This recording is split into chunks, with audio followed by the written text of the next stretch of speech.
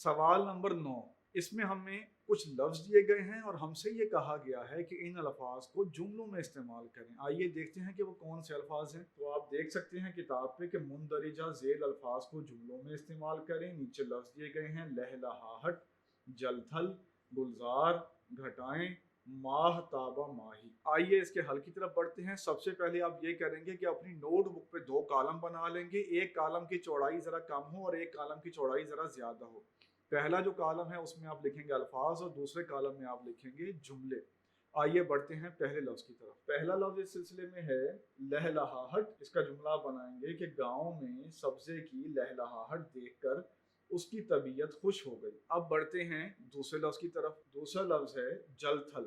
जलथल में आप लिखेंगे कि ऐसी मूसलाधार बारिश हुई कि जल थल का समा हो गया। आप ये भी लिख सकते हैं कि ऐसी मूसलाधार बारिश हुई कि जल थल एक हो गया। जल थल एक होना भी मुहावरा है उर्दू का। आइए बढ़ते हैं तीसरे लफ्ज़ की तरफ। तीसरा लफ्ज़ है गुलजार। इसमें आप लिखेंगे अल्लाह ताला ने हज़रत इब्राहीम अलैहिस्सलाम के लिए आतिश नमरूद को गुलजार बना दिया। अब बारी आती है चौथे लफ्ज़ की। तो चौथा लफ्ज़ बहुत सादा सा है, घटाएं। इसका आप जुमला बनाएंगे कि बरसात के मौसम में आसमान पर काली घटाएं छा जाती हैं। इस सिलसिले का पांचवा और आखिरी लफ्ज़ है माह, ताबा, माही। इसका मानी हम आपको पहले मुश्किल अल्फाज की वीडियो में बता चुके हैं। पूरा आलम इसमें मुराद है। आइए अब हम इसको जुमले में इस्तेमाल करते हैं। तो जुमला एक सादा सा तो आप बना सकते हैं कि बरसात होने से माह, ताबा, माही शराबूर हो गए हैं।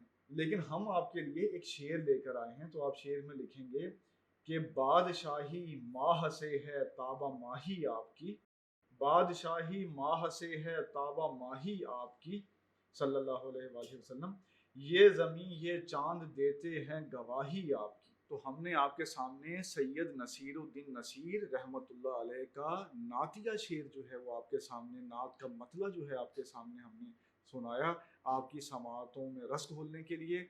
तो जुमला बनाना तो एक पहला दर्जा रखता है। अगर आप शेर लिख देंगे तो पेपर चेकर पे ज़्यादा अच्छा असर पड़ेगा, क्योंकि शेर जो है वो ज़्यादा बुलंद दर्जा रखता है नसर से। तो आप ये नातिया शेर जो है ये दर्ज कर सकते हैं। एक खूबसूरत शेर जो है वो आपके हाफजे का हिस्सा भी बन जाएगा और आपके जो ये मुश्किल अल्फाज हैं इनके जुमले भी आप बना सकेंगे। हमने आपके सामने सबक के दूसरे हिस्से में मश्की सवालात का हल पेश किया। इस मश्क में 9 सवालात थे। उन 9 सवालात का हल हमने आपके सामने पेश किया। उम्मीद है इस सिलसिले से आपको सीखने का मौका मिला होगा और जो उलझनें आपके जहन में थीं वो अब दूर हो चुकी होंगी। इससे अगली वीडियो में हम तशबीह के बारे में बयान करेंगे, उसके अरकान का जायज़ा लेंगे, उसकी मिसालों को देखेंगे और ये देखेंगे कि कोई तशबीह की मिसाल उसको अरकान में कैसे तकसीम किया जा सकता है। हम वो टेबल बना के आपको देंगे।